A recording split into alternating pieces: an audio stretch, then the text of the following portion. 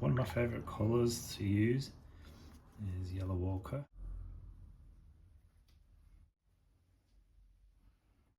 Maybe I should have googled how many different tree species there are in the world. I should imagine there's thousands. If you do know, then drop me a comment in the comment section, let me know. But this video, I want to break down some of the techniques that you can use as a watercolour artist to become happy with the trees that you paint. So that said, let's jump straight into the video. Now there is one species of tree out there, and it's the lollipop tree. So I think most people started out with this kind of thing. Thinking if you're anything over the age of 6, then I'd say this is a no-no. So you don't want your trees to be like a lollipop, but I just want to show you a simple way, sort of a tree shape. They're not perfect.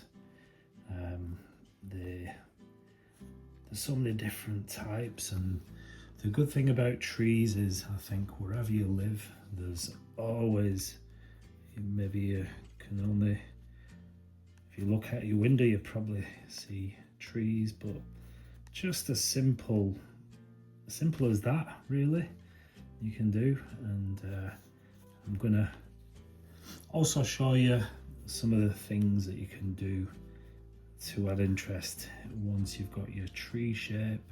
So just literally doesn't have to be perfect by any means, but just get these, can sort of like,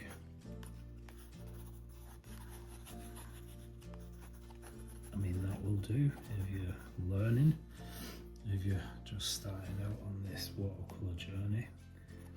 So you just want a bit of bank in.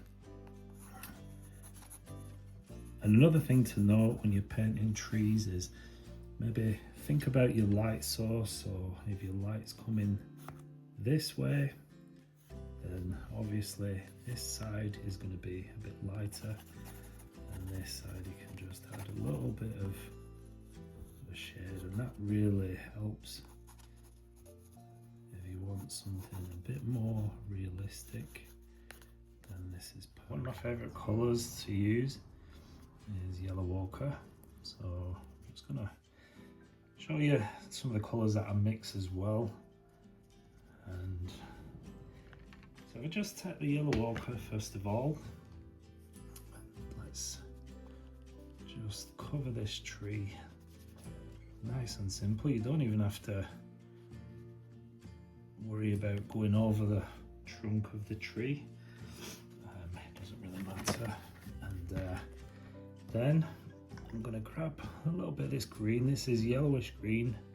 I would tend to use sap green. That's my go-to for the greens. And then just see what happens as you add that to the yellow ochre. You get this nice little mix going on, and it softens and gives a nice varied look, and that will change as it dries. Another thing that I do like to do is add a little bit of blue. This is ultramarine blue. These are the White Nights paints, which I do enjoy using. They're really, really nice. I bring that blue just a bit down. Let these colours mix until they dry. You can go a little bit darker if you like, maybe a bit more of that blue. Remember, our light's coming from the right hand side. We want to keep this side the lightest.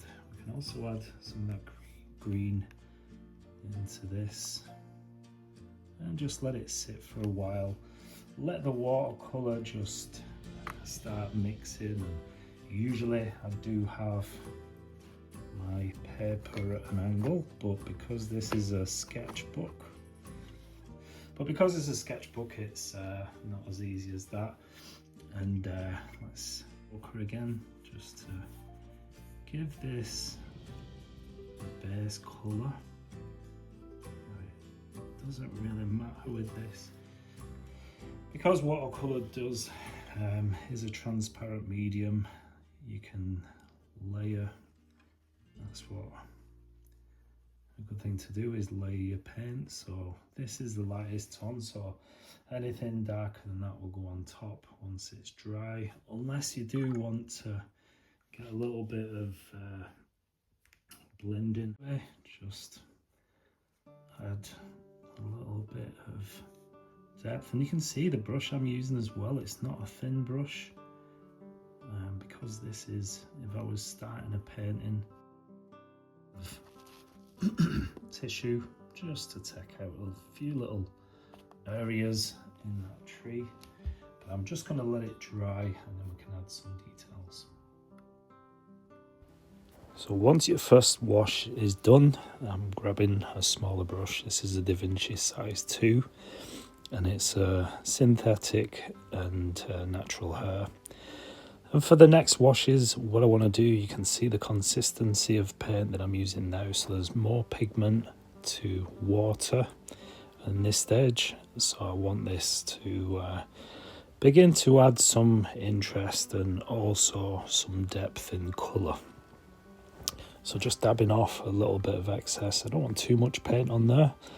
And you can see how rich that colour is. So this is the next dark colour.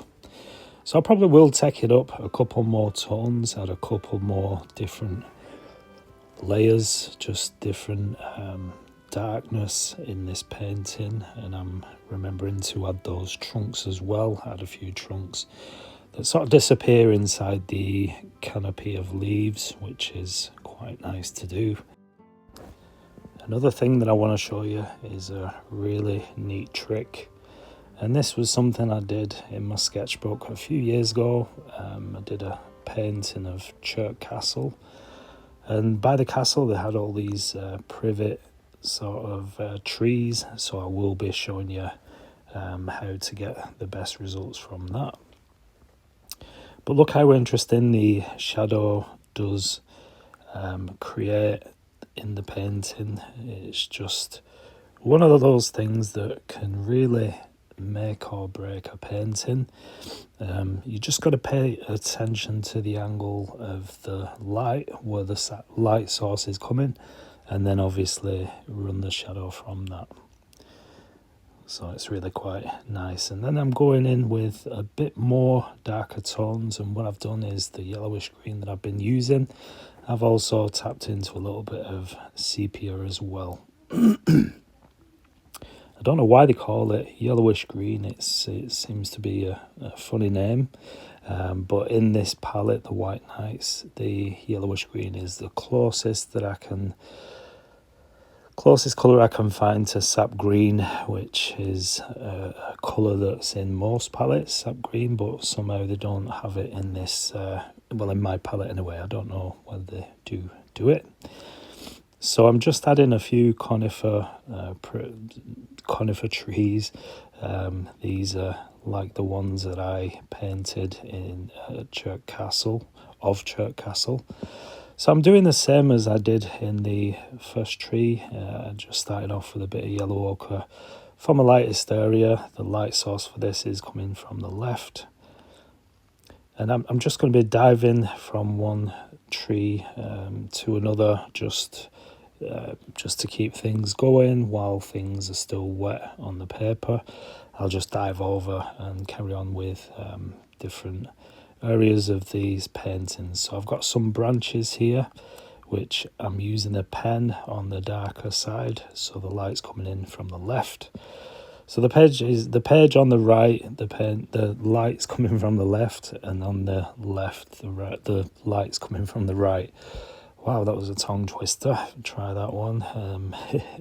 But yeah, just getting that nice dark tone. So I'm using both pen and pigment. So for for the paint, I am using the sepia as well as the green, but mostly the sepia, just to give that really dark colour. And I'll show you how I get extra fine, interesting details into these conifer trees. I'm using the drawing pen now, so fineliner.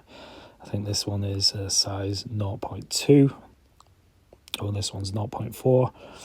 So just even little squiggles, just tiny little marks, and it does effectively give you that conifer sort of texture. And then you can just back that up with a little bit of paint on top in certain areas. So there is little bits of light shining on these conifer trees, same as with trees. And for this trunk, you can use this. This does translate into most trees. I'm just adding some gnarly bark details, and that's also with the pen. So I just want to darken up a few areas in the tree. Even towards the lightest area, there is still, if you look at trees in outside, you will still see darker tones even in the lightest areas, just where the light doesn't come through. So I really hope you found this useful. It's quite good. You just got to be patient. Just keep going, keep working at it. Normally, if you do a painting of trees or trees in a scene, sometimes you just stop before the magic kind of happens. So you just want to keep going and just working on those little details.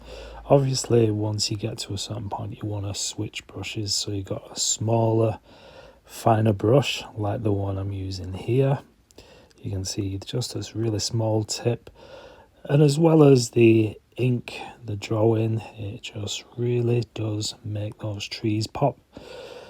So I really do hope this is useful. Maybe if you try this in your next painting, just try and include some trees, even if you make it up. This is all made up. I've painted enough trees now to know how to go about tackling trees and the way they look. But just take time out whenever you're out and about. Just have a look at the trees, have a look where the light and the dark areas are, and you can always try and replicate that in your next painting.